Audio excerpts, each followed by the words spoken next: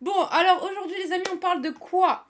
Aujourd'hui, on va parler d'une mini-série trailer qui est sortie cette semaine, qui s'appelle Adolescence, et qui parle des incels.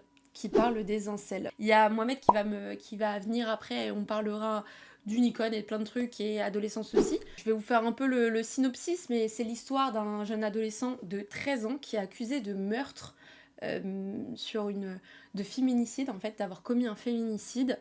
Et on va le suivre en plan séquence, 4 épisodes, pour essayer de démêler le vrai du faux et avoir vraiment un genre de 360 sur les événements, mais on les vit en temps réel. Ça veut dire qu'on n'a pas de passé, de futur, etc. C'est vraiment en temps réel. Et peut-être le dernier épisode, il y a 1 an de décalage, ouais. Mais sinon, c'est vraiment, on est avec l'ado en question et les profs, l'école, etc. Vraiment, c'est un truc, c'est chargé en émotions, quoi. C'est 4 épisodes plan séquence. On va revenir, parce que j'ai fouiné, j'ai cherché par-ci, par-là. J'ai trouvé des réponses du réal, etc. Parce qu'on peut se poser plein de questions en regardant cette mini-série qui est de Netflix, oui, oui. Et c'est issu d'une histoire vraie. Bon, j'ai envie de te dire que ça a existé. En fait, pour moi, ça a existé tôt ou tard. Ça fait écho à des histoires, mais c'est pas une principale histoire vraie. En tout cas, c'est pas dit comme ça dans la série. Mais ça fait écho à énormément de faits divers. Et il y a même des noms qui sont tirés de la pop culture, enfin des noms qu'on connaît qui sont tirés. C'est un peu méta en fait. C'est un peu. Ouais, c'est un peu. Bah, c'est réel en vrai. Il y a eu plein d'histoires comme ça quoi. Alors, juste pour une petite définition d'incel, je vais vous mettre la définition de base et je vais vous dire moi ce que j'en pense aussi. Un incel en fait, c'est un célibataire volontaire. Alors, je sais que c'est le mot qu'on disait, ouais. Involontaire, pardon. Célibataire involontaire, ça commence. Wikipédia, qu'est-ce qu'ils disent? Bah, c'est peut-être pas la meilleure source, mais on le fait quand même.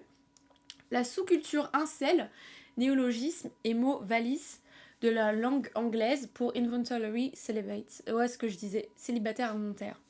Ça désigne la culture des communautés en ligne dont les membres se définissent comme étant incapables de trouver un partenaire amoureux ou état qu'ils décrivent comme célibataire involontaire ou inceldom.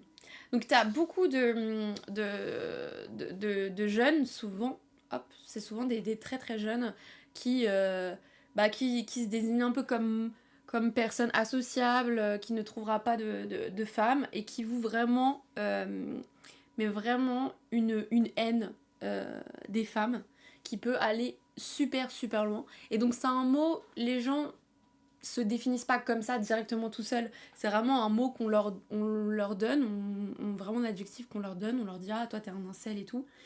Et après ils rentrent de ce truc de haine et de misogynie. C'est un truc vraiment hyper misogyne, hyper deep, hyper violent, hyper trash. Et donc c'est des communautés qui ont vraiment émergé récemment parce qu'à l'époque il y avait beaucoup de films sur ce genre de phénomène, mais il n'y avait pas ce terme incel.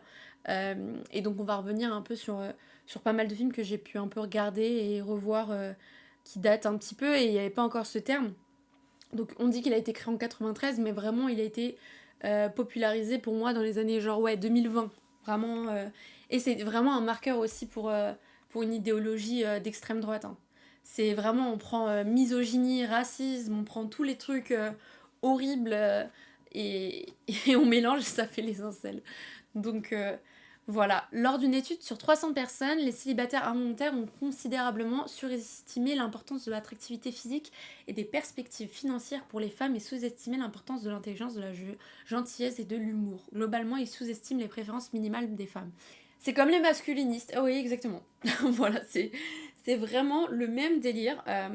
C'est des gens très très misogynes, très très violents, très dangereux pour la société, marginalisés, mais ils se marginalisent aussi eux-mêmes.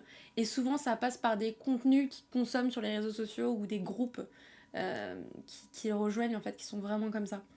Donc c'est très deep, c'est très hard.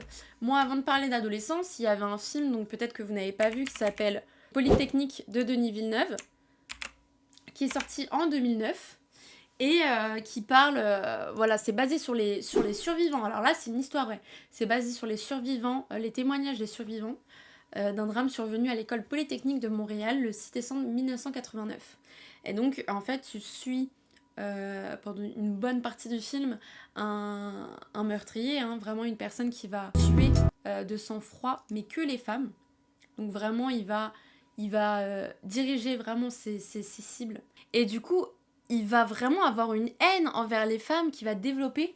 Et en gros, au moment de tirer sur les victimes, il a vraiment séparé les hommes des femmes. Et il a dit, ok, les femmes, vous restez dans la salle, et les hommes, vous partez. Et il leur a posé une série de questions, etc. Et il avait fait une lettre en disant, mais c'est une vraie histoire, hein, je vous spoil pas plus que ça, c'est une vraie histoire. Le vrai mec avait fait une lettre en disant qu'il comprenait pas, il détestait les féministes, et il comprenait pas pourquoi il y avait des commémorations pour les femmes pendant la guerre, etc. Parce que pour lui, les femmes n'avaient pas participé activement à la guerre. Il y a vraiment tout un truc d'un mythe vraiment horrible sur le fait que les femmes ne font pas grand chose. Il dit qu'au JO, s'il n'y avait pas de catégorie homme-femme, bah, les femmes ne gagneraient rien du tout. Donc c'est hyper violent. Et ça construit vraiment cette idéologie incel. Mais pour revenir à adolescence, donc pour ceux qui l'ont pas vu, la mini-série, je vais vous mettre la bande-annonce. Mais en soi, moi j'ai vu la bande-annonce. Vous inquiétez pas, ça spoil pas, c'est juste pour la mettre en fond, pour vous expliquer un petit peu. C'est l'histoire d'un gamin qui a 13 ans et il faut savoir que c'est son premier rôle. C'est son premier rôle. Le mec n'a jamais joué avant et on peut avoir peur. On peut avoir peur au début, mais franchement, il est très fort. Il est très fort. Donc ça, c'est une série britannique, donc ça se passe en Angleterre. C'est dans une école privée où du coup un enfant de 13 ans est accusé de féminicide, comme je vous ai dit. Et en fait, on va... Donc c'est sans coupure. C'est vraiment 4 épisodes sans coupure. La caméra suit les policiers. Ensuite, l'interrogatoire. Ensuite, le collège avec les enfants, les témoignages, etc. Vraiment le début d'une enquête, quoi. C'est vraiment le début d'une enquête. Et je trouve ça hyper intéressant d'avoir ce point de vue d'une début d'enquête. Alors tout le monde se disait au début, ah plan séquence, il y a la team de ah c'est trop bien, il y a la team de bon faut pas prendre ça pour un prétexte, quoi. Faut pas juste faire un plan séquence pour un plan séquence. Et pour le coup, et bah pour moi c'est même pas un prétexte, c'est vraiment le meilleur moyen de traiter le sujet. C'est vraiment de l'amener en plan séquence parce qu'il y a une tension qui monte énormément et que tu as besoin de ressentir en même temps que les acteurs. C'est-à-dire que si tu as trop de coupures, tu peux être décalé. Là pour le coup, j'ai pas du tout regardé mon film, j'ai pas regardé autre chose, j'étais à fond dedans, j'étais en mode ok, je veux savoir ce qui s'est passé et je veux y aller jusqu'à la fin. En ce moment, sur Netflix, c'est une des séries les mieux notées. Faut que je regarde Views, ils en avaient parlé. 98% d'avis positifs sur la série Adolescence sur Rotten Tomatoes et 4,3 la note attribuée par la presse. Il y a un épisode en particulier qui est vraiment plébiscité, c'est l'épisode 3. Le rythme est pas trop long. Franchement, non. Peut-être le dernier épisode, j'ai trouvé peut-être un peu lent, mais pour le coup, tous les autres épisodes, bah en fait, ça s'accélère de ouf. Il y a vraiment un truc qui monte et c'est une tension. Et c'est pour ça que je dis que le plan séquence, il est vraiment intéressant parce que en fait, tu te balades à travers vraiment un personnage qui va parler à un autre personnage. Ensuite, tu vas suivre ce personnage, tu vas aller vers d'autres personnages. C'est un peu... je sais pas si vous avez vu 1917, il y avait ce truc où tu suivais que 2 personnages. Là, pour le coup, en fait, t'en as plein. Et du coup, ce qui fait que c'est pas lent. C'est bien rythmé, c'est bien apporté. Il y a un truc à la fin de l'épisode 1 que tu ressens parce que tu te demandes est-ce que ce garçon qui est accusé l'a vraiment fait? Est-ce que c'est un coup monté? Il y a un truc avec le cyberharcèlement qui est un peu évoqué, etc. que je trouve hyper intéressant. Et en fait, c'est très actuel. Et c'est même peut-être trop actuel. Ce que Reg disait dans sa vidéo, il disait en fait, c'est tellement d'actualité que les gens ont peur et qu'ils ne veulent pas regarder ça droit dans les yeux. Et je trouve que c'est là où la série, elle gagne en fait en matière. C'est que toutes les choses que vous allez voir dans la série, c'est des choses qu'on vit actuellement. Vraiment. Il y a ce truc avec Andrew Tate et tout, la masculinité toxique. Mais c'est pas grossier, c'est pas cliché en fait. C'est vraiment Même moi, il y a des moments où je me suis dit, ah ok, facilité scénaristique, le mec a fait ça parce que son daron est comme ça ou parce que nanana. Et en fait, le réel te tourne le truc, enfin même les scénaristes du coup, te tournent le truc en te disant, mais non, tout ce que tu penses qui est hyper cliché, que les keufs pensent aussi, bah c'est pas forcément ça, tu vois. Et c'est ça que je trouve ça vraiment bien. Et le niveau d'acting, ouais, c'est quelque chose. Franchement, tout le monde joue bien. Et pourtant, le gosse, je vous ai dit, c'est son premier rôle. Il a un épisode entier à tenir, l'épisode 3. C'est cet épisode-là où il s'énerve et tout. Et moi, j'étais en mode, mais frérot, qu'est-ce qui se passe? Ça sort d'où tout ça? T'as fait les cours Florent ou... Et 13 ans le bonhomme, donc très impactant. Le réalisateur avait fait The Chef avant, avec le même acteur, Stéphane Graham, qui joue très très bien. Vraiment, on est sur une perf du daron. Moi, j'avais les larmes aux yeux à plusieurs épisodes. Vraiment, il est trop fort. Mais tous les acteurs jouent bien. C'est ça qui est... En fait, c'est ça qui est très intéressant. C'est que dans un plan séquence, t'as pas d'ajout, en fait. T'as pas d'artifice, t'as pas de... C'est pas de la science-fiction. Le plan séquence va tenir sur tes acteurs. Et c'est là où on va voir si tes acteurs sont vraiment bons ou pas, donc ça trahit pas. Et il y a un... À part, il y a un plan qu'ils ont fait au drone que je trouve hyper intéressant. Genre, c'est vraiment une caméra qui filme sans coupure. Et ils ont refait les épisodes en entier. Ce qui filme en entier, c'est l'épisode, donc il faut avoir une batterie de fou, quoi. Le monteur au chômage. L'histoire se déroule sur 13 mois et on se balade à l'intérieur. C'était un... Ouais, c'est à peu près ça. Le premier épisode, c'est vraiment genre l'instant même. C'est vraiment pas plus tard. Je pense que c'est... Il y a différents mois entre les épisodes. Mais ça veut dire qu'il y avait un fail sur le plan séquence. Il devait tout recommencer. Oui, oui, oui. Et même tous les acteurs devaient retourner plusieurs fois si ça se passait mal. S'il y avait un truc qui allait pas, tu te rends compte de la pression, quoi. Celui qui rate sa partie, ça devait le regarder trop mal de ouf. Il y a des films, c'est des faux plans séquences. Et par exemple, 1917 est un faux plan séquence parce que 1917, il y a des coupures, en fait. C'est juste qu'on le voit pas. 1917, en fait, ça avait...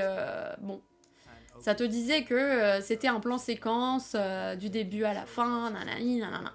Sauf qu'il y a des coupures. Et c'est très léger. C'est très léger, mais il y a des coupures. Tu captes que c'est pas un vrai plan séquence. Après, ça c'est vraiment pour la technique, le côté technique. Mais je pense que aussi c'est 4 épisodes, donc c'est pas un film en entier pour le coup. Donc c'est un peu différent en termes de format. Mais voilà, là on est sur un vrai plan séquence avec un making of qui te montre tout ça. Enfin. Wesh, tu réponds! Depuis tout à l'heure, je t'attendais. Ça va quoi? Attendez, ça va et toi? Je vais vous montrer Ouais, moi-même. ça va. Maintenant que t'es là, toi, t'en as pensé quoi de Adolescence, déjà? Déjà, j'ai beaucoup kiffé. Mais ce que j'ai kiffé le plus, c'est que il y a encore quelques jours, personne connaissait la série, tu vois. Ouais, Et moi, c'est plus ce côté-là, un peu outsider, que j'ai kiffé sur cette série. ok, genre t'as aimé le fait que ça sorte un peu de nulle part et que ce soit une très bonne série. Ouais, comme l'an dernier avec Mon Petit Renne. Mon petit Ren, oui, qui était britannique aussi. Il y a un truc avec le fait de... J'ai l'impression que ça pousse et ça aide même plus la série à pas faire forcément de com des fois dessus. Et si elle est assez bonne, en fait, ça parlera tout seul. Est-ce que tu penses que c'est volontaire pour toi de pas faire de com? Moi, je pense que c'est volontaire parce que le propos de la série est tellement plus important. Et en fait, je sais même pas si tu veux faire de la com, tu fais comment de la com sans voir la série en vrai. Comment tu communiques dessus, tu penses? À part le fait de dire enfant de 13 ans, meurtrier, tu fais des affiches genre dans le métro. En vrai, c'est très compliqué. Hein. Et ce que je te disais, Mohamed, tu sais, on disait c'est bien quand le plan séquence est intéressant, c'est pas juste un prétexte de Técos en mode ah, regardez, je fais un plan séquence. Il y a plein de fois dans la série où ça sert vraiment de faire un plan séquence. Ouais, je suis totalement d'accord. Notamment, bah, il y a vraiment un truc avec l'épisode 1 déjà qui te met dedans. Et je trouve que c'est le plus intéressant au niveau du plan séquence. Bon, il y a le 3 aussi, mais déjà, ce qu'on dit là, est-ce qu'il y en a qui sont hype ou pas? Ouais, je donne envie de regarder. Ouh, super gros, je suis contente. Mais ok, bah, trop bien pour adolescence. Moi, je mettrais, pour clôturer, en vrai de vrai, je pense que... Toi, t'as mis combien sur 10? Je mets un bon 8,5. Hein. un bon 8,5. Moi, c'est 3,8 sur 5. Hein. C'est bien précis. Du coup, voilà, bah écoutez, 3,8, adolescence. N'hésitez pas à vous faire votre propre avis, à regarder. Franchement, ça vaut le coup. N'hésitez pas à vous abonner à la chaîne si ce n'est pas déjà fait. Comme ça, on s'attrape. Il y aura des lives. Il y aura des lives sur cette chaîne, on reprend. Et voilà, hein. Plein de bisous. À très vite. Ciao.